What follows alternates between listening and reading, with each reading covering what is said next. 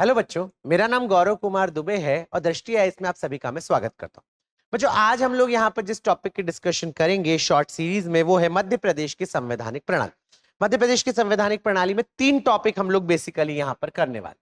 सबसे पहला टॉपिक होगा हमारा उसमें से राज्यपाल। ध्यान दीजिएगा बच्चों, राज्यपाल के बारे में मैक्सिमम प्रोविजंस वैसे ही है जैसे प्रावधान हम लोगों ने यहाँ पर राष्ट्रपति के संबंध में पढ़े। तो जैसा राष्ट्रपति के संबंध में प्रोविजंस है, ऑलमोस्ट वैसे ही प्रावधान। सबसे पहले इंपॉर्टेंट आर्टिकल्स की बात करते हैं, कौन कौन से आर्टिकल्स है जो इंपॉर्टेंट है, और थोड़ा सा डिफरेंस यहाँ पर देखेंगे जो आपको राष्ट्रपति पद से देखने को मिलेगा। तो सबसे पहले आर्टिकल नंबर 153 से शुरुआत करेंगे। आर्टिकल नंबर 153 कहता है राज्यों के राज्यपाल। यहां पर ये कहा गया है कि प्रत्येक राज्य का एक राज्यपाल होगा, लेकिन 7वें संविधान संशोधन द्वारा यह प्रावधान भी किया गया कि 2 या 2 से अधिक राज्यों के लिए एक संयुक्त राज्यपाल की नियुक्ति भी की जा सके। तो ये आर्टिकल नंबर 153।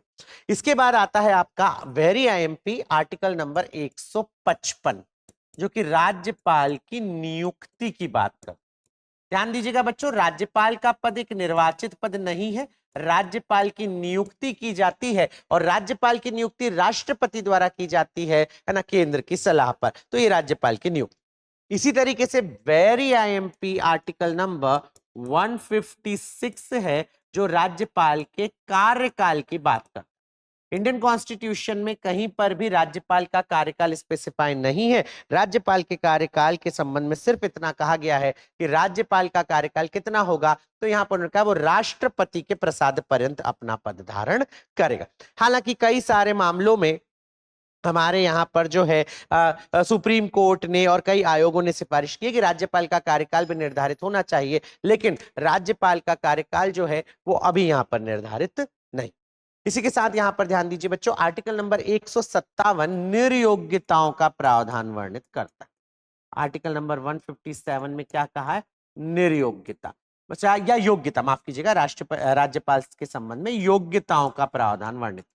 अब ध्यान दीजिए, योग्यता के संबंध में यहां पर बात करूं तो यहां पर केवल 2 ही योग्यताएं बताई गई। सबसे पहली योग्यता जो बताई गई है वो ये बताई गई है कि यहां पर जो है राज्यपाल वो यहां पर भारत का नागरिक हो और कम से कम 35 वर्ष की आयु पूर्ण कर चुका। लेकिन वो कंडीशन जो है कि भाई वो किसी सदन के सदस्य का, लोकसभा का सदस्य बनने की योग्यता रखता, ऐसा कोई कॉन्सेप्ट यहां देखने को नहीं मिलता।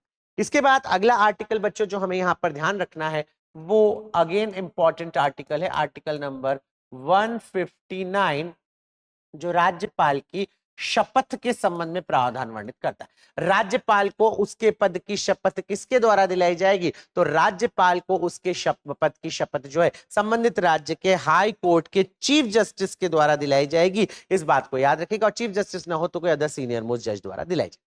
Again very important article number 161, जो कि राज्यपाल की क्षमादान की शक्ति की बात करता है, जो बिल्कुल वैसी जैसी हमने राष्ट्रपति में देखी थी।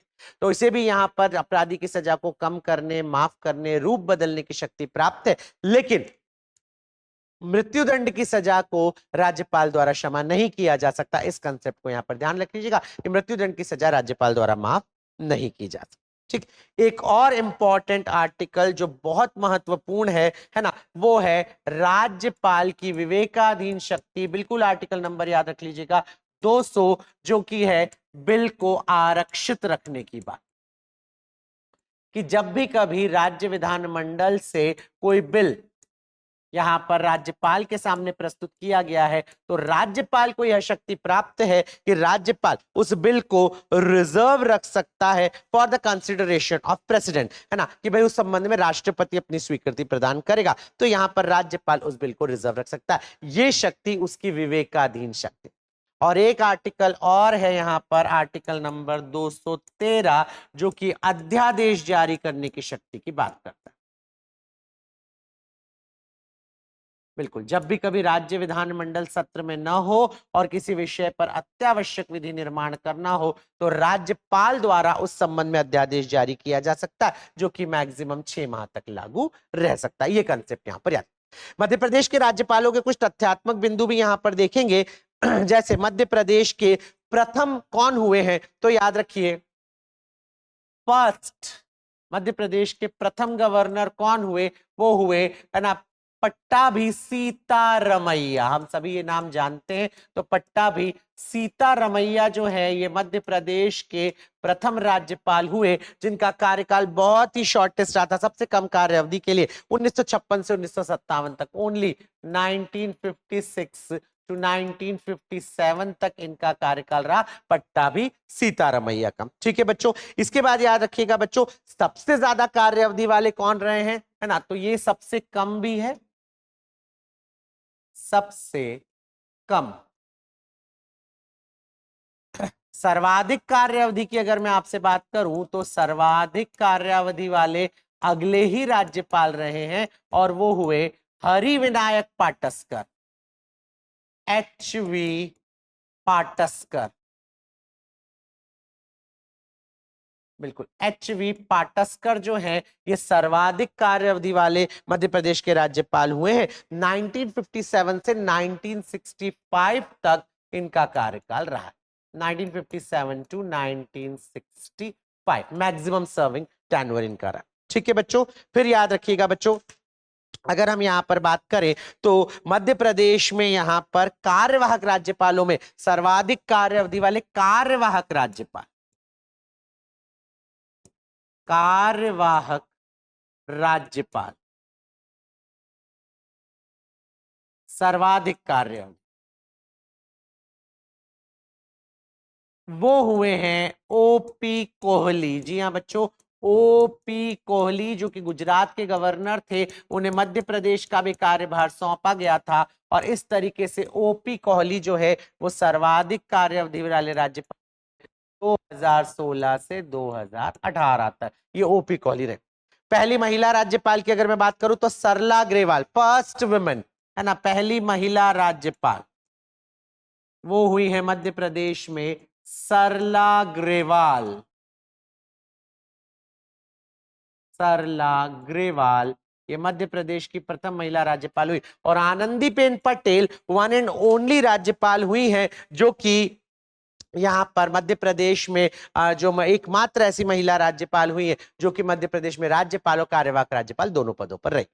ध्यान दीजिएगा बच्चों, मध्य प्रदेश में राष्ट्रपति शासन अब तक 3 बार लगा है ना, और राष्ट्रपति शासन के वक्त मध्य प्रदेश के राज्यपाल और मुख्यमंत्री कौन थे वो भी यहां पर आपको बता दूं।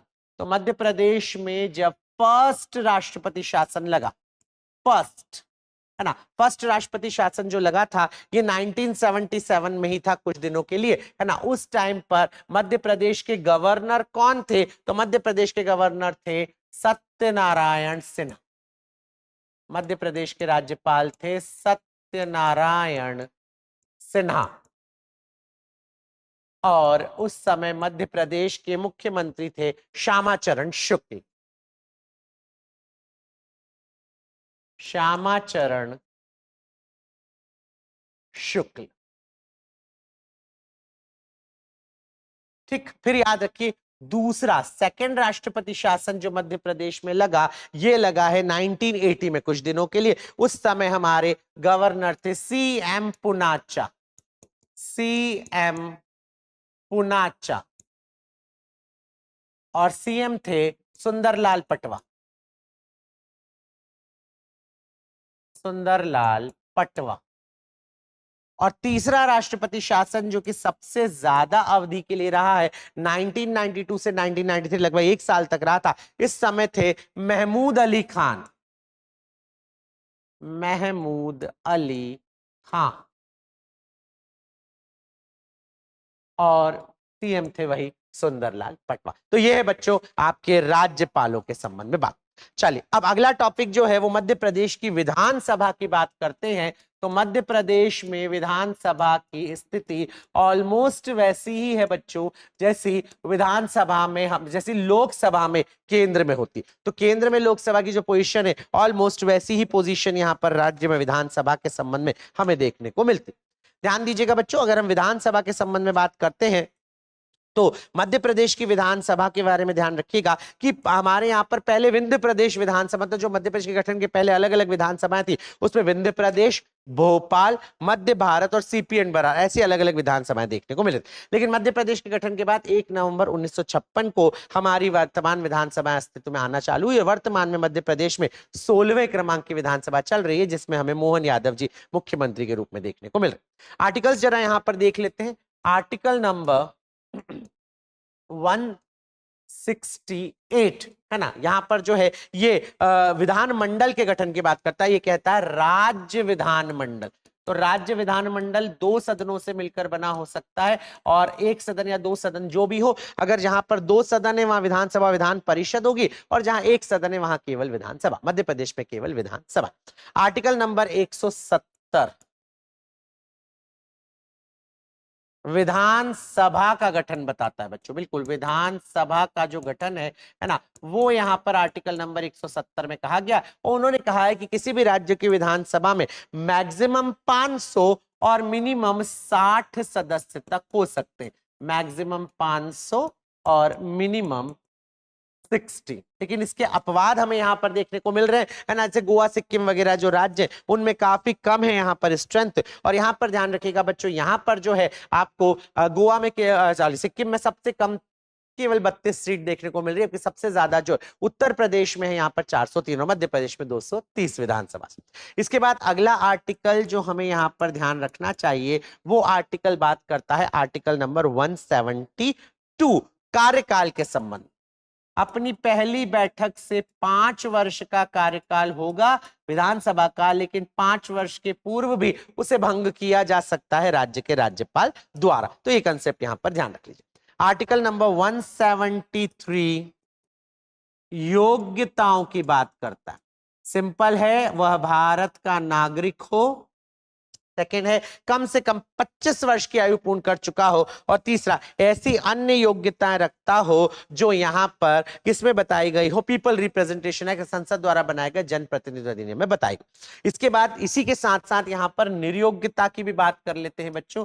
तो निर्योग्यता के संबंध में जो प्रावधान है वो हमें आर्टिकल नंबर 190 में देखने को मिलते हैं। 190 निर्योग्यता की बात करता है, और ये कहता है अगर कोई भी व्यक्ति जो है ना, वो अपने भारत की नागरिकता का त्याग कर दे, या उसे दल बदल के आधार पर निर्योग्य घोषित किया जाए, विकृत चित्त हो, दिवालिया निर्णित किया, तो इन सभी कंडीशंस में वो यहाँ पर क्या हो सकता है, वो यहाँ पर निर्योग होगा। दल बदल को आधार पर निर्योग्यता के प्रश्न का निर्धारण स्पीकर द्वारा किया जाएगा, और बाकी के आधार पर निर्योग्यता के प्रश्न का निर्धारण कौन करेगा, राज्यपाल करेगा, इलेक्शन कमीशन ऑफ इंडिया के कंसल्टेशन। आर्टिकल नंबर 174 सत्र की बात करता है। विधानसभा के सत्र 1 साल में जनरली 3 सत्र होंगे, बजट सेशन, मॉनसून सेशन और विंटर सेशन, ये यहां पर होंगे। ये बिल्कुल आपको यहां पर ध्यान रखना है, ठीक है। फिर एक और आर्टिकल जो आपको याद रखना है, आर्टिकल नंबर 189, ये कोरम यानी गणपूर्ति की बात करता है कि मिनिमम कितने सदस्य वहां पर होंगे, क्योंकि तभी जाकर सदन की बैठक चलेगी। तो यहां पर याद रखिए 1/10 या 10, इन दो में से जो भी अधिक हो उतने सदस्य यहां पर होंगे, तभी जाकर यहां पर ये बैठक चलेगी, अदरवाइज ये बैठक नहीं चलेगी। ये कंसेप्ट यहां पर आपको याद रखना होगा, ठीक है बच्चों। तो ये है आपके विधानसभा। एक आर्टिकल और मैं आपको बता दूं, जो आर्टिकल है आर्टिकल नंबर 178 अधिकारियों के संबंध में बात कर रहा है। आर्टिकल नंबर 178 विधानसभा के अधिकारी, जो कि मुख्य रूप से 2 होते हैं, एक होता है अध्यक्ष और एक उपाध्यक्ष, ठीक है बच्चों। तो ये यहां पर ध्यान। चलिए अब फटाफट से मध्य प्रदेश के मुख्यमंत्री की भी बात कर लेते है ना। मध्य प्रदेश के मुख्यमंत्री सीएम, तो अगर प्रथम की बात करूं तो फर्स्ट कौन हुए हैं, वो हुए हैं पंडित रविशंकर शुक्ल, ठीक है। ये प्रथम हुए और पद पर रहते हुए ये चल बसे। फिर 5 वर्ष पूर्ण करने वाले, ठीक है, 5 इयर्स का टेन्योर पूर्ण करने वाले कौन हुए हैं मध्य प्रदेश के मुख्यमंत्री, वो हुए कैलाश नाथ काटजू। कैलाश नाथ काटजू, ठीक। सर्वाधिक कार्य अवधि हम सभी जानते हैं शिवराज सिंह चौहान।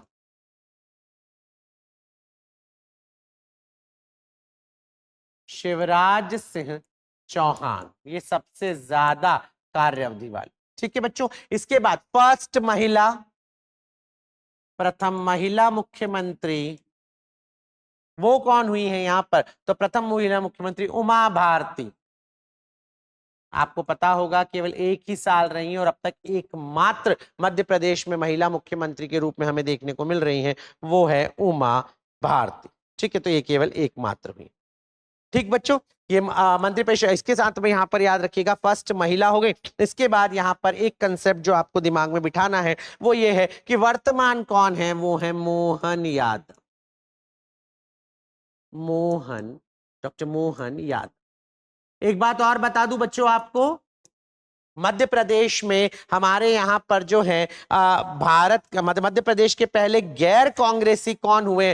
कैलाश चंद्र जोशी हुए जो जनता दल से थे, और सुंदरलाल पटवा बीजेपी से प्रथम मुख्यमंत्री के रूप में हमें देखने को मिलते। तो इस कंसेप्ट को यहां पर आपको ध्यान रखना।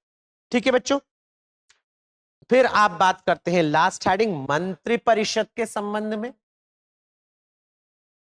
मंत्रिपरिषद का कॉन्सेप्ट जो है ये बेसिकली 2 आर्टिकल्स में आपको देखने को मिल रहा है।